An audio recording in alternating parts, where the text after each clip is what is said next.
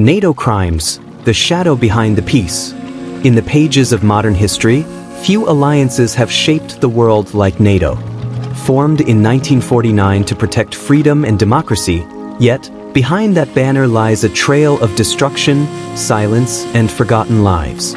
From the skies over Yugoslavia, where NATO bombs rained on civilians in 1999, to the streets of Libya, where an operation sold as humanitarian left a nation in ruins, and the endless war in Afghanistan, where promises of liberation dissolved into decades of bloodshed and corruption. Each mission carried the same script: peacekeeping, democracy, protection. But in the ashes of every city they touched, ordinary people asked a different question. Who protects us from them?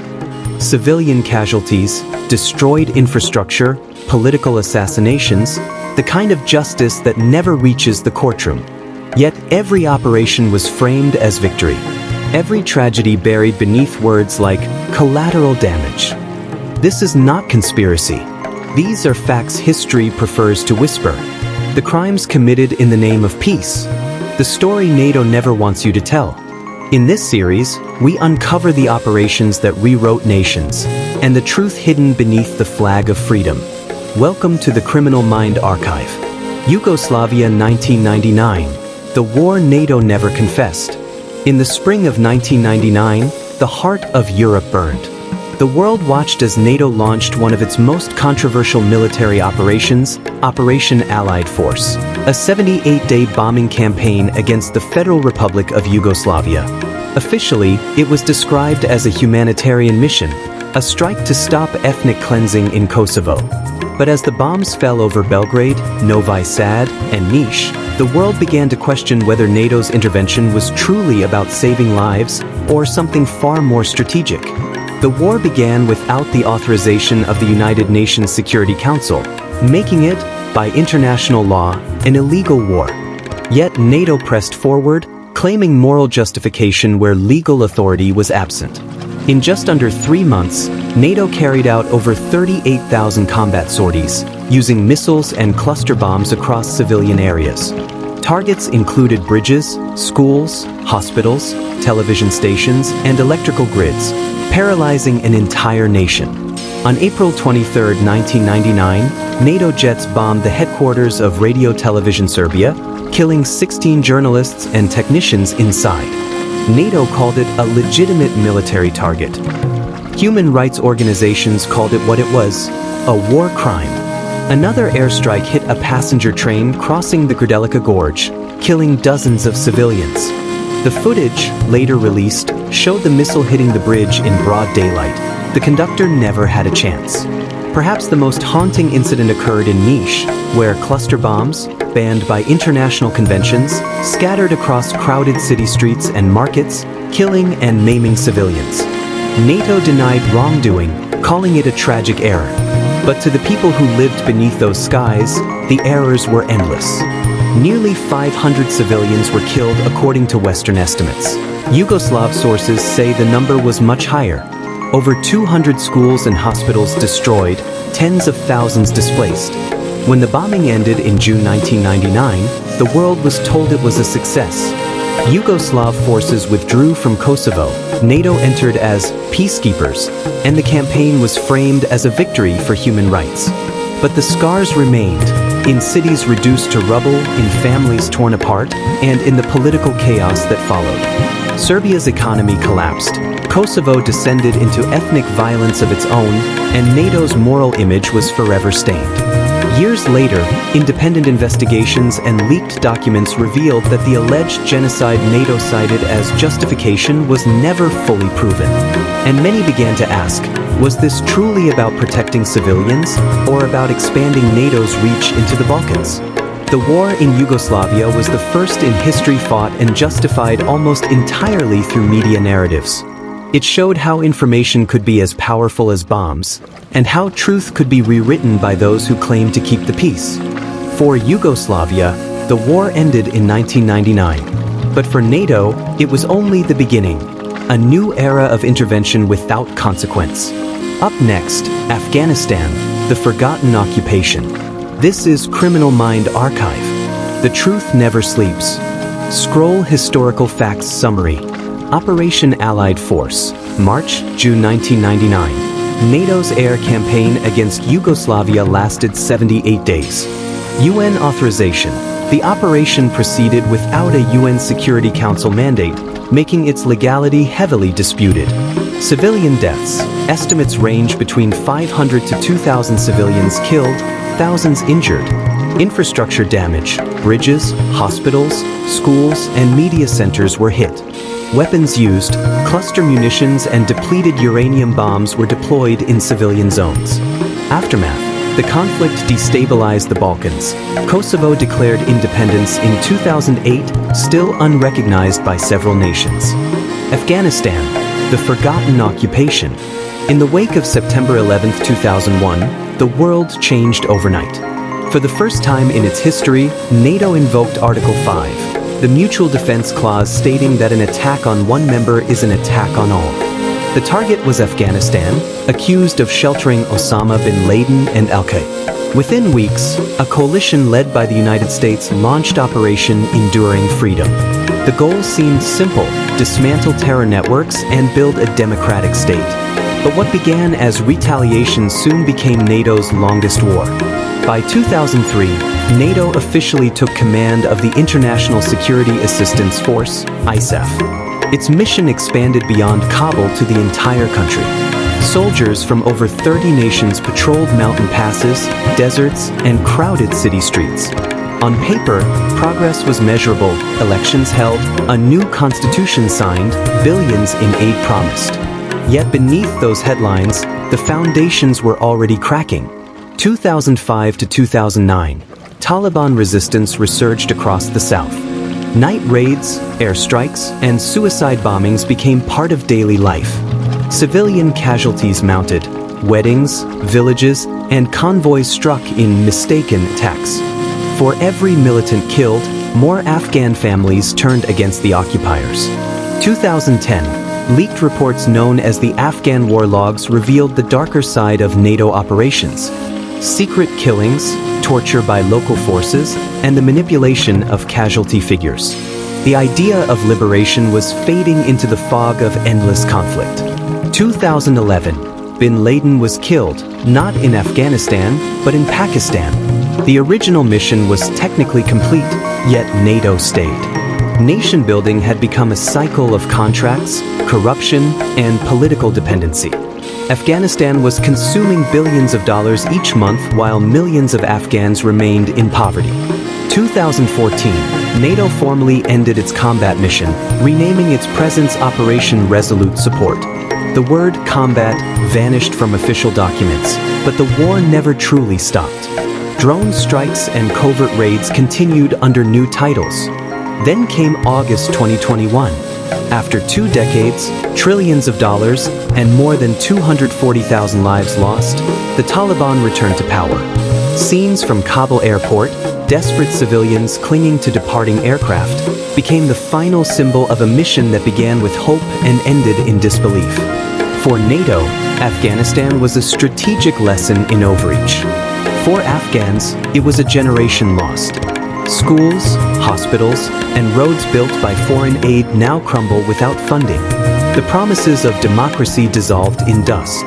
20 years after it began, the alliance that vowed to bring peace left behind a war without victory.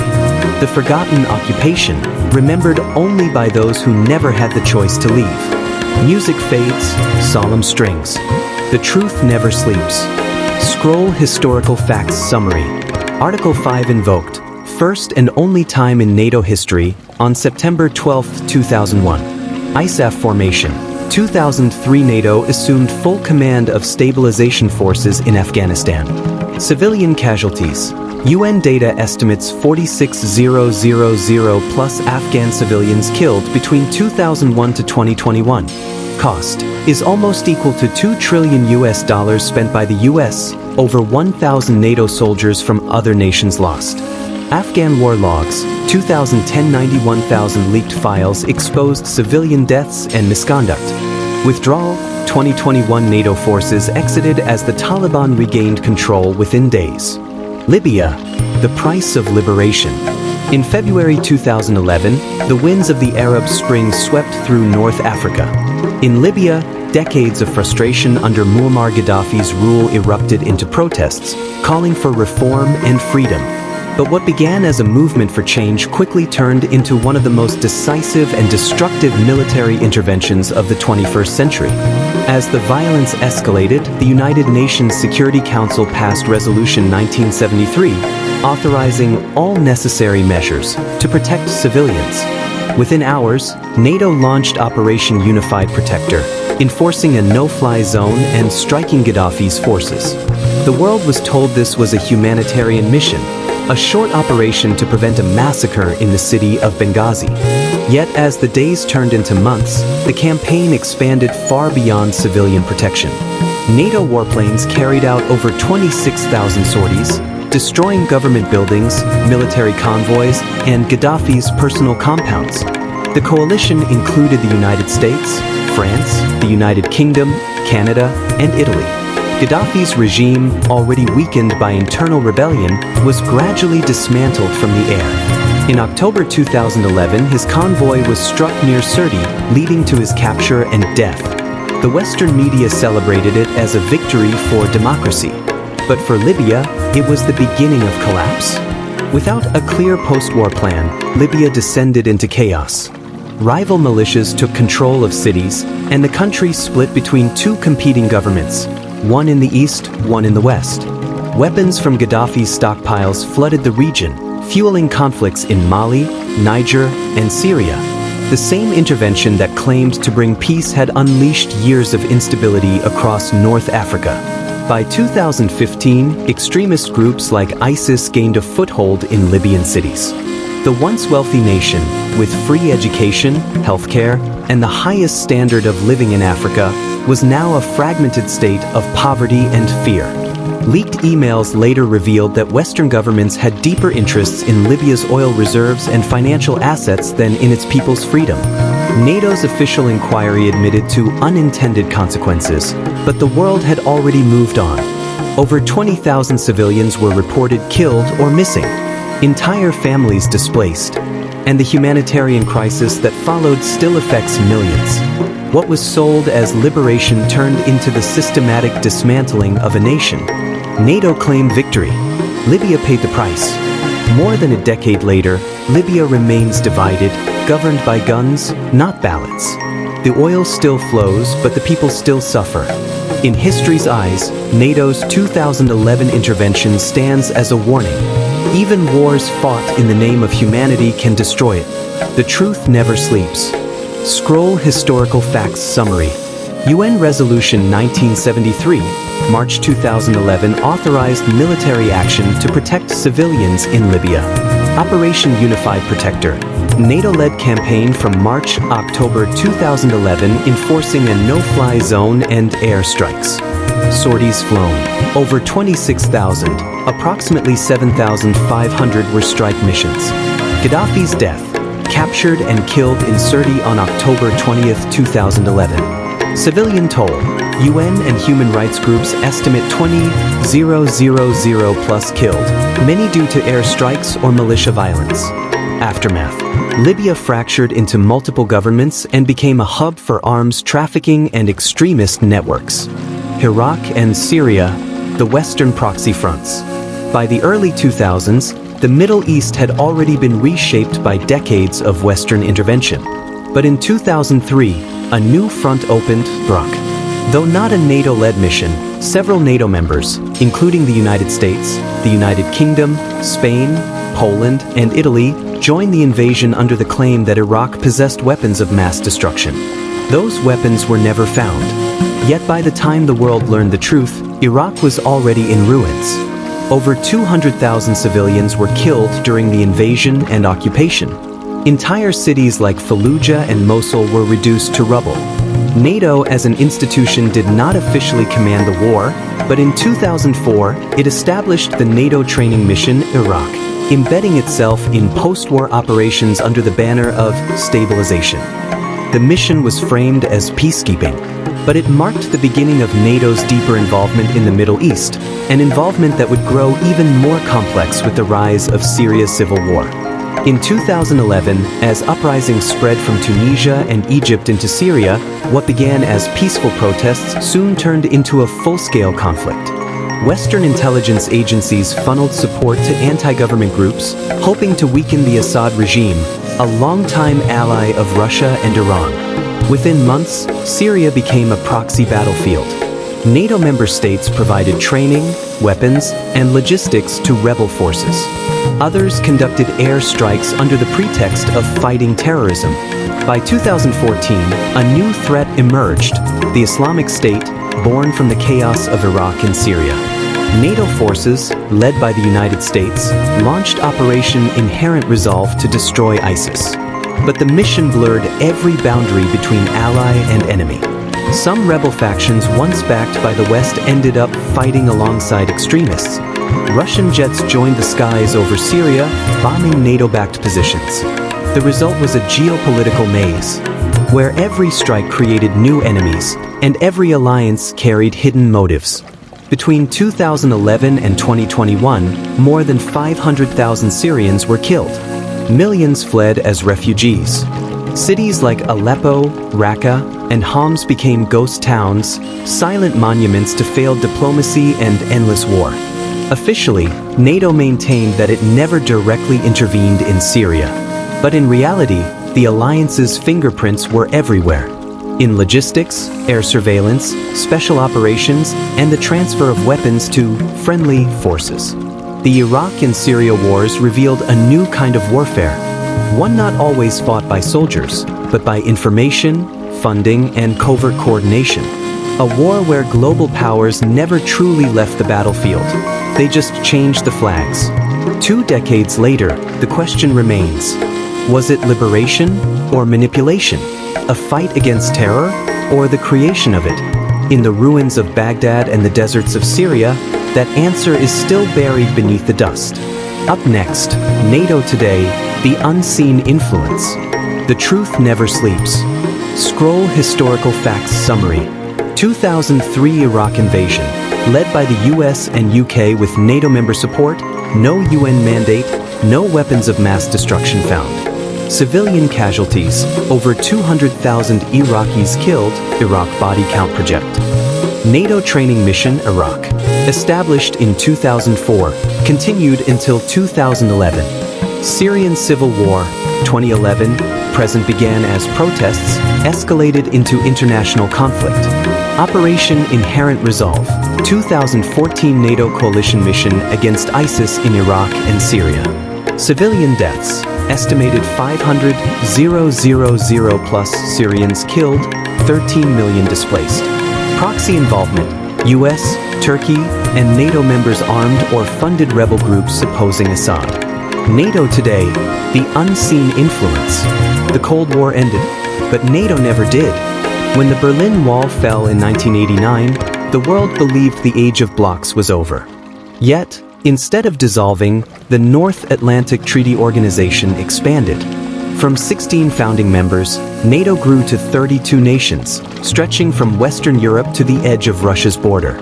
The promise of peace gave way to a new form of influence, one that no longer relied solely on tanks and aircraft, but on policy, economics, and technology. NATO today operates on a global scale, conducting cyber defense programs, intelligence sharing, and coordinated surveillance across continents. What began as a military alliance has become a network that extends into energy, data security, and political alignment. Its official mission remains the same: to protect the freedom and security of its members by political and military means. But beneath that statement lies a complex web of actions, interventions, training programs, and covert partnerships that shape global outcomes without ever declaring war. In Eastern Europe, NATO's expansion continues to test Russia's patience. The inclusion of nations like Poland, Estonia, and Latvia, followed by Finland and Sweden, has redrawn the geopolitical map, bringing Western influence closer than ever to Moscow's doorstep. The result is a new kind of Cold War, one fought through sanctions, cyber operations, and strategic positioning. Beyond Europe, NATO's presence extends to the Middle East, Africa, and Asia. Through partnerships with non-member nations, the alliance exerts quiet influence, offering training, weapons, and economic incentives in exchange for loyalty. This system of indirect control has created what many call soft occupation, where foreign policy decisions are guided not by national interest alone, but by alignment with NATO's strategic agenda. In the digital age, the battlefield has shifted again. The alliance now invests heavily in cyber defense, satellite surveillance, and artificial intelligence. Data has become the new weapon, and the control of information, the new front line.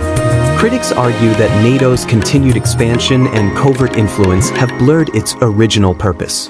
Supporters claim it's the only force capable of maintaining balance in an unstable world. But as the 21st century unfolds, one question grows louder. If NATO was born to fight an enemy that no longer exists, what purpose does it serve today? From Yugoslavia to Libya, Iraq to Syria, the same flags have flown. The same powers have moved behind the curtain. The face of war has changed, but the hands guiding it remain the same. This is not the end of the story, only the beginning of a new chapter in global control. This is Criminal Mind Archive, where truth is not told, it's revealed. Scroll Historical Facts Summary. NATO expansion, 1999 to 2024 added 16 new members, including Baltic states, Balkan nations, and recently, Finland and Sweden. Cyber Defense Center, established in 2008, Estonia, coordinates digital security among members. Partnerships beyond members, includes programs with 40-plus non-NATO nations, e.g., Japan, Australia, Jordan, Morocco. Post-Cold War role, shifted from defense to crisis management, anti-terrorism, and geopolitical stability operations. Russia tensions, NATO's eastern growth viewed by Moscow as encirclement, a major factor in the Ukraine conflict. Modern capabilities, integration of AI, drone warfare, and intelligence fusion centers for global operations.